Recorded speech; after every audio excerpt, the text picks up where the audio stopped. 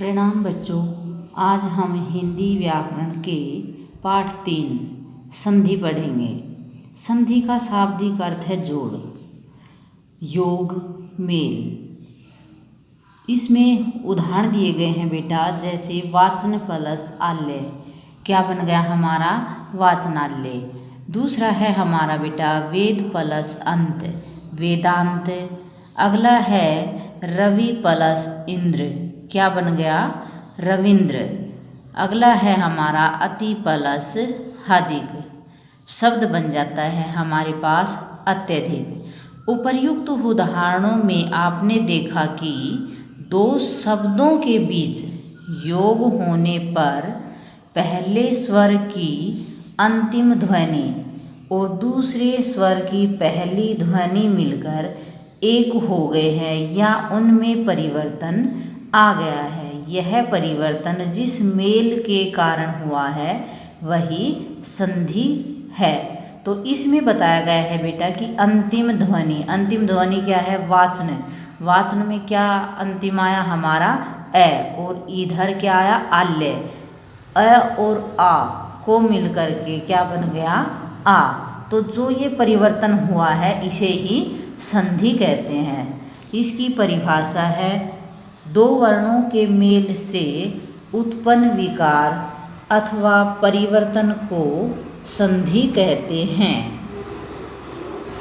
संधि के 3 भेद हैं। पहला है हमारा स्वर संधि, दूसरा है हमारा व्यंजन संधि, तीसरा है हमारा विसर्ग संधि। जैसा कि नाम से ही हमें पता चल जाता है स्वर संधि यानी जब दो स्वरों के अंदर संधि होती है तो वह स्वर संधि कहलाती है। और व्यंजन संधि जब व्यंजन के अंदर संधि होती है तो व्यंजन संधि, और विसर्ग के अंदर जो संधि होती है वह विसर्ग संधि कहलाती है।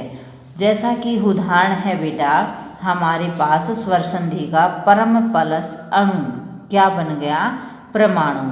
अ और अ को मिलकर क्या बन गया हमारा आ। इसकी परिभाषा है बेटा स्वर का स्वर के साथ मेल होने पर जो विकार या परिवर्तन होते हैं उसे स्वर संधि कहा जाता है।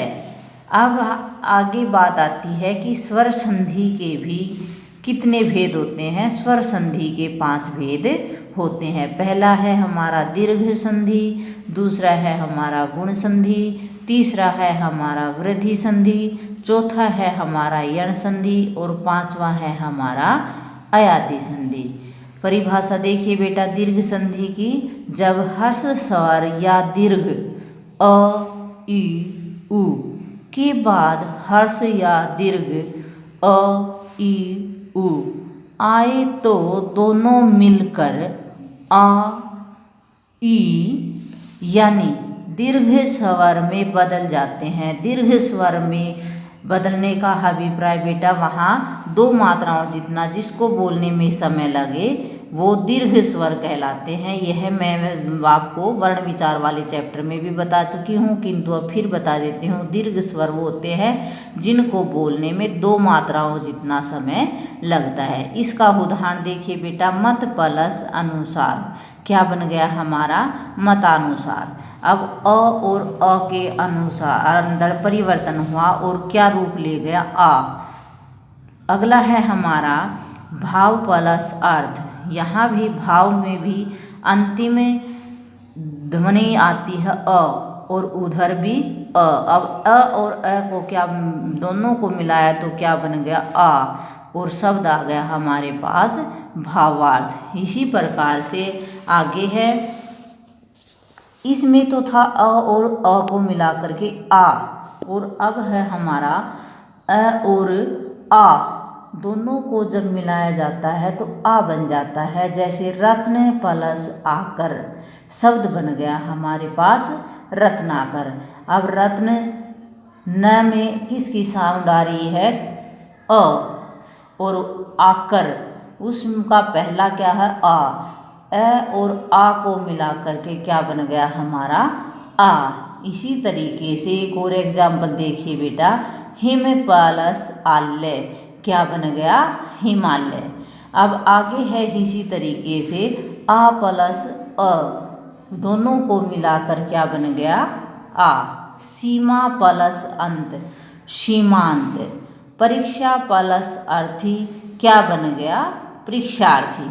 अब आगे देखिए बेटा, आ प्लस आ बराबर आ, यानी अब पहले तो था अ प्लस अ बराबर आ, फिर दूसरा था ए प्लस आ, दोनों को मिलाया तो क्या आ गया आ, और फिर था आ प्लस ए, दोनों को मिलाया तो आ बन गया, और अब आ प्लस आ और आ को मिलाया तो क्या आ गया आ। अब है हमारा एग्जाम्पल उदाहरण, दया प्लस आनंद, क्या बन गया दयानंद। अब देखिए यहाँ दया के अंतिम में भी आ की साउंड आ रही है और उधर आनंद में भी आ से, तो यहाँ आ और आ को मिल। अगला उदाहरण है बेटा हमारा महा प्लस आशय, महाशय। महा में किसकी आवाज़ आई अंतिम में आ, और उधर आशय आ और आ को मिलाकर क्या बन गया हमारा आ, और शब्द आ गया हमारे पास महाशय। अब आगे है बेटा ई प्लस ई बराबर ई। अब इधर है मुनि प्लस इंद्र, मुनि प्लस इंद्र, और शब्द आ गया हमारे पास मुनिंद्र। क्या शब्द आया मुनिंद्र, यानी बड़ी ई, छोटी ई और छोटी ई दोनों को मिला करके बड़ी ई बन गया, और शब्द आ गया हमारे पास मुनिंद्र। और नेक्स्ट है हमारा कवि प्लस इंद्र, और शब्द बन गया हमारा कविंद्र। आगे है ई प्लस ई बराबर ई। फणी प्लस ईश्वर, फणी प्लस ईश्वर। अब यहाँ छोटी ई और बड़ी ई दोनों को मिला करके बड़ी ई का रूप लेगा, और शब्द आ गया हमारे पास फणीश्वर।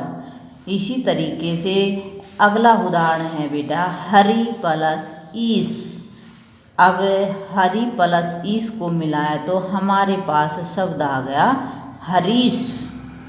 अगला एग्जाम्पल है बेटा, अब बड़ी ई और ई इजकल टू ई, यानी मही प्लस इंद्र, शब्द आ गया महेंद्र। आगे है हमारा बेटा ई प्लस ई बराबर ई, रजनी प्लस ईश, और शब्द बन गया हमारे पास रजनीश। अगला उदाहरण है बेटा सती प्लस ईश, और शब्द आ गया हमारे पास सतीश। अब आगे है बेटा इसमें ऊ और ऊ, यानी दोनों छोटा ऊ है और रूप ले लेता है बड़ा ऊ का, जैसे गुरु प्लस उपदेश। तो गुरु इधर भी छोटा ऊ है हमारे पास, और उपदेश में भी छोटा ऊ है, तो छोटा ऊ और छोटा ऊ को मिला करके क्या बन गया गुरु उपदेश। आगे है हमारा बेटा सु प्लस उक्ति, और शब्द बन गया हमारा सूक्ति। आगे है छोटा ऊ प्लस बड़ा ऊ, ऊ साउंड को देखिए बेटा ऊ और ऊ, छोटा ऊ और बड़ा ऊ बन करके किसका रूप ले गए बड़ा ऊ का, और शब्द है हमारे पास सिंधु प्लस उर्मी, शब्द आ गया हमारे पास सिंधुर्मी। अब है एक और एग्जाम्पल देखिए बेटा लघु प्लस उर्मी, और शब्द बन गया हमारा लघुर्मी। आगे है अब ऊ प्लस ऊ बराबर ऊ, वधु प्लस उत्सव, शब्द आ गया हमारे पास वधूत्सव। आगे है ऊ प्लस ऊ बराबर ऊ, यानी दोनों ही बड़े ऊ हैं और बड़ा ऊ का ही रूप ले गया। भू प्लस ऊर्जा, और शब्द बन गया भूर्जा। आगे है वधु प्लस ऊर्मी, और शब्द आ गया वधूर्मी। धन्यवाद बेटा। अगला जो लेसन आएगा हमारा, अगला कालांश आएगा, उसमें हम पढ़ाएंगे। आज के लिए इतना ही काफ़ी है। धन्यवाद।